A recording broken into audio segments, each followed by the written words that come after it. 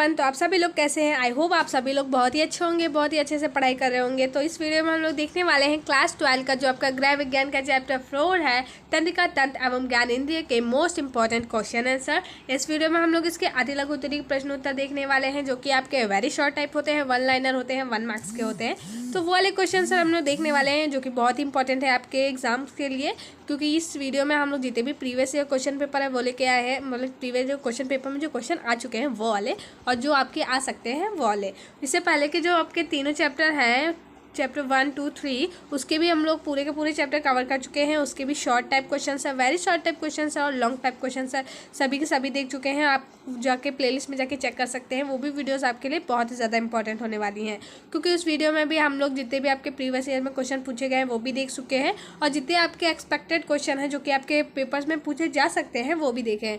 इसीलिए वो वीडियोज़ भी बहुत इंपॉर्टेंट है, तो उन्हें भी देख लीजिएगा। तो चलिए स्टार्ट करते हैं, और वीडियो अच्छी लगे तो प्लीज़ से लाइक कर दीजिएगा। ओके, तो स्टार्ट करते हैं। तो यहाँ पे जो हम लोग का फर्स्ट क्वेश्चन है वो है, तंत्रिकाएं कितने प्रकार की होती है, मतलब कि तंत्रिका कितने प्रकार की होती हैं, या फिर हम इसे ऐसे भी कह सकते हैं, तंत्रिका तंत्र के मुख्य भाग कौन कौन से हैं। तो चलिए देख लेते हैं इसका आंसर। तो जो तंत्रिकाएं होती है वो मुख्यतः 3 प्रकार की होती है। 3 प्रकार की होती हैं। कौन सी होती है? पहली होती है संवेदी तंत्रिका, दूसरी होती है प्रेरक या चालक तंत्रिका, तीसरी होती है हमारी मिश्रित तंत्रिका। अब ये तीनों तंत्रिकाएं होती क्या है, इसके अंतर्गत क्या होता है? तो जो संवेदी तंत्रिका होती है ये वो तंत्रिका होती है, इसमें क्या होता है, ये उद्दीपनों को केंद्रीय तंत्रिका तक पहुंचाती है, बल्कि जो भी हमारे उद्दीपन वगैरह होते हैं उससे वो केंद्रीय तंत्रिका तक पहुंचाती है। अब हम लोग इसे एक एग्जाम्पल से देख सकते हैं। मान लीजिए आप लोग ऐसे टहलते हुए जा रहे हैं, एक बच्चा है जा रहा है, आप ही जा रहे हैं मान लीजिए, और आपका फ्रेंड आता है पीछे से आपको हुक करके डरा देता है, तो ना आपको एकदम से डर लगता है। तो जो ये डर लगा ना वो इसी की वजह से लगता है आपको, क्योंकि जो आपको फ्रेंड ने डराया तो वो जो उद्दीपन था ना वो आपका केंद्रीय तंत्रिका तक गया, तभी आपको डर लगता है। तो सोचिए ये क्रिया कितनी ज़्यादा फास्ट होती है कि आपको तुरंत से डर लगता है। आगे बढ़ते हैं। उसके बाद नेक्स्ट है हमारा प्रेरक या चालक तंत्रिका। तो ये क्या होती है? ये मस्तिष्क या मेरुरज्जु से आदेश को संबंधित कंकाल या ग्रंथि तक पहुंचाती है।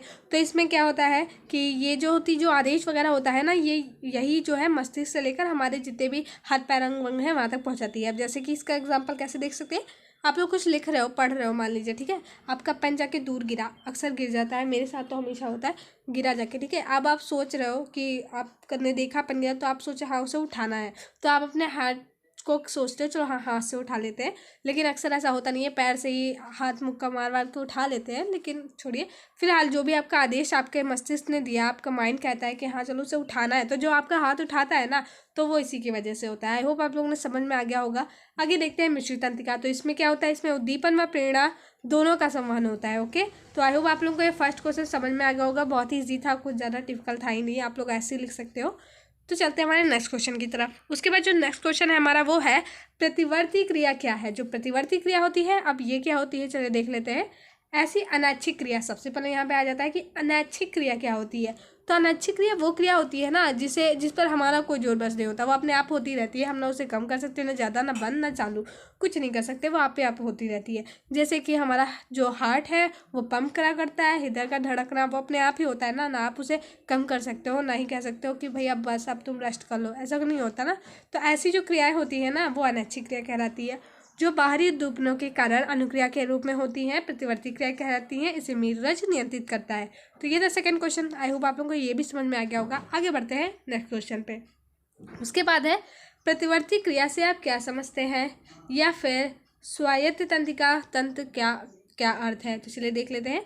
तो स्वायत्त तंत्र ये क्या है? स्वायत्त तंत्रिका तंत्र शरीर को स्वायत्त अनैच्छिक क्रियाओं का संचालन करता है, जैसे हृदय, यकृत, आमाशय, अंतःस्रावी ग्रंथियों की आदि क्रियाएं। तो ये जो होती है ये ऐसी क्रियाओं को संचालित करता है जिसपे हमारा कोई जो बस नहीं होता, वो अपने आप होती हैं, ठीक है। यह तंत्र स्वतंत्र रूप से कार्य करते हुए भी अंतिम रूप से केंद्रीय तंत्रिका तंत्र द्वारा नियंत्रित होता है। तो ये था हमारा स्वायत्त तंत्रिका तंत्र। आई होप आप लोगों को ये भी समझ में आ गया होगा। चलते हैं हमारे आगे क्वेश्चन पे, मतलब कि नेक्स्ट क्वेश्चन पे। तो जो नेक्स्ट क्वेश्चन हमारा वो है किस ग्रंथि में स्रावित हार्मोन शरीर की उपापचय क्रियाओं का नियमन करता है? तो जो थायराइड ग्रंथि होती है, यहाँ पे स्रावित हार्मोन जो होती है वो शरीर की उपापचय क्रियाओं का नियंत्रण करता है। शरीर में इसकी कमी से हृदय की गति धीमी हो जाती है, शरीर में सुस्ती आने लगती है, मस्तिष्क की कमजोरी जैसे रोग हो जाते हैं। थायराइड कहाँ होती है? हमारे गले के अंदर, गले के पास, गले में जहाँ पे भी होती है, मुझे इतना एग्जैक्ट नहीं पता। उसके बाद आगे बढ़ते हैं नेक्स्ट क्वेश्चन पे। उसके बाद है हमारा लैंगरहैंस की दीपिकाओं में कौन से हार्मोन स्रावित होते हैं? तो फिर जो लैंगरहैंस की दीपिकाएं होती है, यहाँ पे ग्लूकेगॉन और इंसुलिन नामक हार्मोन स्रावित होते हैं। जो इंसुलिन नामक का हार्मोन होता है, इसकी कमी से आपको पता होगा कौन सा रोग हो जाता है। कौन सा हो जाता है? जो आपका शुगर का रोग होता है, डायबिटीज़ होती है, या फिर जिसे आप मधुमेह भी समझ सकते हैं, कह सकते हैं, वो वाला रोग हमारा इंसुलिन की कमी से हो जाता है। इसीलिए जो डायबिटीज़ के पेशेंट्स होते हैं उन्हें इंसुलिन के इंजेक्शन लगते हैं। तो ये से आप ध्यान रखिएगा, ये आपके एमसीक्यू में पूछा जाता है। तो लैंगरहैंस की दीपिकाओं में कौन से हार्मोन्स पाए जाते हैं? पहला ग्लूकेगॉन, दूसरा इंसुलिन। ओके, इंसुलिन रक्त में शर्करा की मात्रा को नियंत्रित करता है। शर्करा वही शक्कर समझ सकते हो आप, चीनी वगैरह, मीठापन, तो उसे नियंत्रित करता है। और इंसुलिन के अपस्रावन से मधुमेह नामक रोग हो जाता है। अपस्रावन मतलब कि कम स्रावन से अगर जो इंसुलिन की कमी हो जाती है हमारे शरीर में, तो हमें डायबिटीज़ हो जाती है। इसीलिए इंसुलिन का इंजेक्शन लगता है डायबिटीज़ के पेशेंट को। आई होप आप लोगों को ये भी समझ में आ गया होगा। चलते हैं हमारे नेक्स्ट क्वेश्चन पे। उसके बाद जो क्वेश्चन है हमारा वो है, शरीर में रुधिर शर्करा के स्तर को नियंत्रित करने वाले सबसे अधिक महत्वपूर्ण हार्मोन का नाम बताइए। तो आपको पता है ना, इंसुलिन, अभी हम लोगों ने पूरा देखा। तो जो रुधिर शर्करा को नियंत्रित करता है उसे कौन नियंत्रित करता है? हमारा इंसुलिन।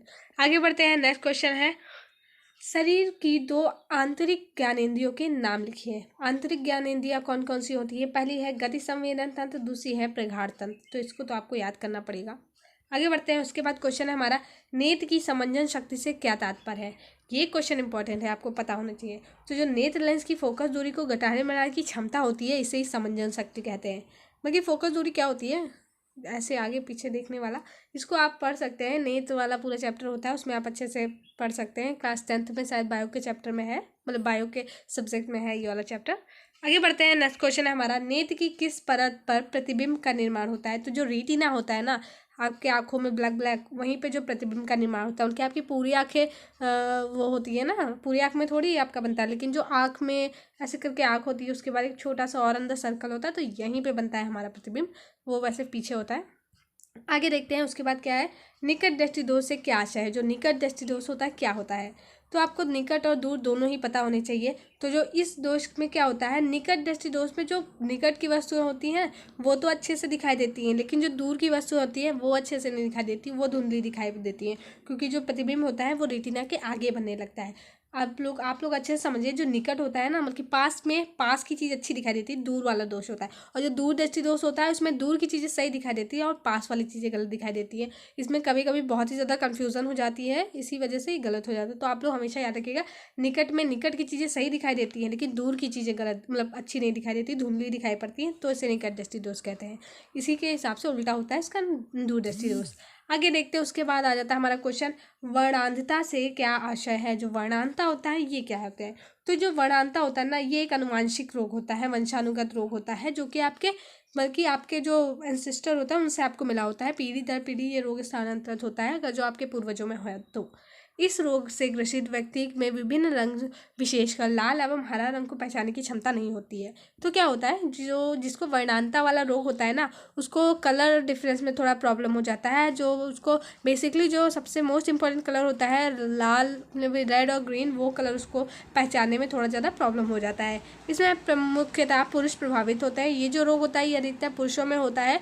लड़कियों को तो कलर करना बहुत ही अच्छा लगता है ना, उनको उनके फेवरेट कलर की चीज़ें चाहिए होती है। छोड़िए, आगे देखते हैं। सामान्य रूप से इस दोष का निवारण नहीं हो पाता है, क्योंकि अधिकतर ये जो दोष होता है ये हमारा वंशानुगत होता है। फिर हो भी जाता है, इसकी दवा वगैरह होती है। आगे देखते हैं नेक्स्ट क्वेश्चन हमारा। उसके बाद जो क्वेश्चन है हमारा वो है, नाक में बाल क्यों होते हैं? ये तो आप सभी को पता है, हम लोग बचपन से पढ़ते आ रहे हैं कि धूल के कणों, जैसे कि हम लोग सांस लेते हैं, जो ऑक्सीजन को हम लोग अंदर लेते हैं, तो उस वायु में ना बहुत छोटे जीवाणु होते हैं, छोटे छोटे से कण होते हैं, धूल के छोटी छोटी सी गंदगी होती है, तो वो हमारे अंदर ना जा पाए, हमारे शरीर में ना जा पाए, इसीलिए हमारे नाक में बाल होते हैं, ताकि वहाँ पर जो है वो रुक जाए। आगे देखते हैं। उसके बाद है हमारी स्वादेंद्रिय के क्या कार्य है? तो इससे क्या होता है, स्वादेंद्रिय या फिर जीभ, इसी को हम लोग टंग कहते हैं, जीभ। तो आपको पता है क्या कार्य है, वो हमारा खाना पीना का टेस्ट वगैरह पता लगाती है। तो चलिए देखते हैं। प्रमुख कार्य अनेक प्रकार के स्वाद की संवेदना को ग्रहण करना है। इसके लिए जीभ पर विशिष्ट भाग पाए जाते हैं। तो क्या होता है, ये जो हमारा टंग होता है ना, मतलब जीभ होता है, इसमें ये क्या कार्य करता है, एक ही कार्य करता है, ये टेस्ट का पता लगाता है। जो भी हमें अच्छा लग रहा है, इसी की वजह से हम लोग डांट खाते हैं कि ये चीज़ अच्छी नहीं लगती, हम लोग को ये चीज़ अच्छी लग रही है बच्चों को।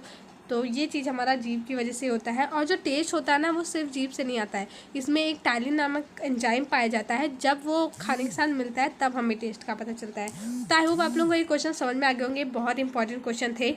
और वीडियो अच्छी लगी तो प्लीज़ से लाइक करिएगा और कमेंट में ज़रूर बताइएगा कि आपको कोई क्वेश्चन मतलब कि समझ में आ गया है, डाउट हो या फिर जो भी आपका रिस्पॉन्स हो ज़रूर दीजिएगा, जिससे मुझे पता चलता है कि आप लोगों को वीडियो कैसी लग रही है, या फिर आपको कैसी वीडियो चाहिए, या फिर आपके कौन कौन सा सब्जेक्ट में प्रॉब्लम हो रही है, ये सारा कुछ तो ज़रूर कमेंट करिएगा। तो चलिए मिलते हैं नेक्स्ट वीडियो में। Thank you.